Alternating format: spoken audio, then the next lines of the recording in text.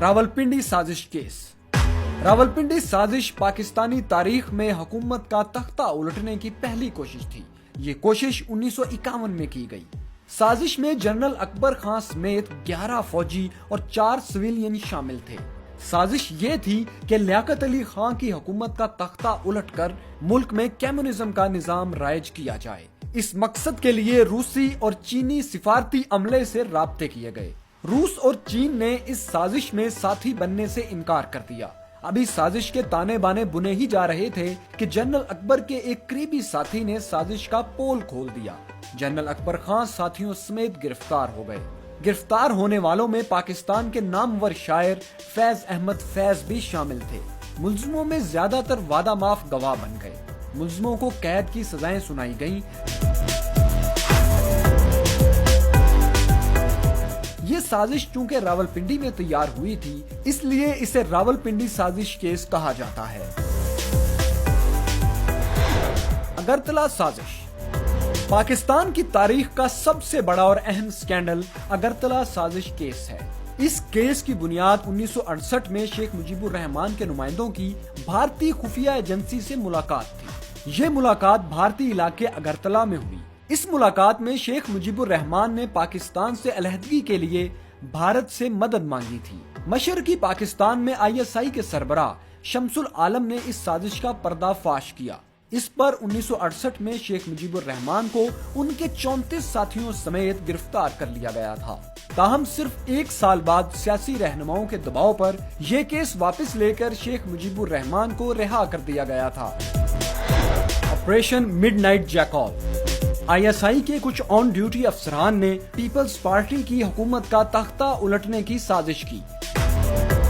IB ने brigadier Imtiaz की कुछ फोन कॉल्स टेप की, जिनमें इस साजिश का राज फाश हुआ। बाद में ISI के एक स्टिंग ऑपरेशन ने ये साजिश नाकाम कर दी। तवील खामोशी के बाद ब्रिगेडियर इम्तियाज अहमद का ये बयान अखबारात की शह सुर्खी बना कि मिडनाइट जैकॉल के हकीकी जिम्मेदारान उस वक्त के सदर इसहाक खान, जनरल असलम बेग और हमीद गुल थे। मेहरान गेट स्कैंडल 1990 और 93 में पीपल्स पार्टी को इक्तदार से दूर रखने के लिए कुछ सियासतदानों को रिश्वतें दी गई।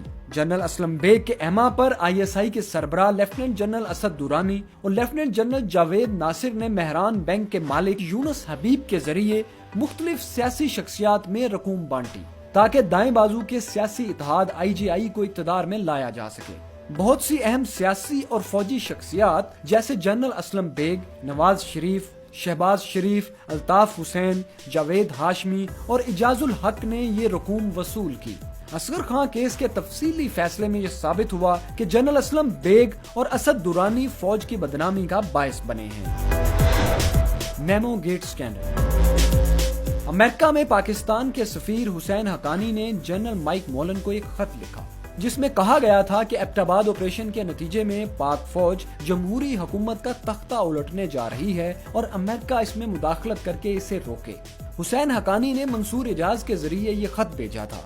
मंसूर इजाज ने अमेरिकी अखबार फाइनेंशियल टाइम्स में एक आर्टिकल लिखकर खत का राज फाश कर दिया, जिस पर पाकिस्तान में सियासी भौंचाल बर्पा हो गया। नतीजे में हुसैन हकानी को सिफारत से हटा दिया गया, उन पर मुकदमा चला और वो मुल्क छोड़कर अमेरिका चले गए। सिविल मिलिट्री ताल्लुकात के हवाले से ये पाकिस्तान का बहुत बड़ा स्कैंडल शुमार होता है। पानामा स्कैंडल सहाफियों के आलमी इदारे ICIJ की जानिब से 3 अप्रैल 2016 को पानामा पेपर्स शाया हुए।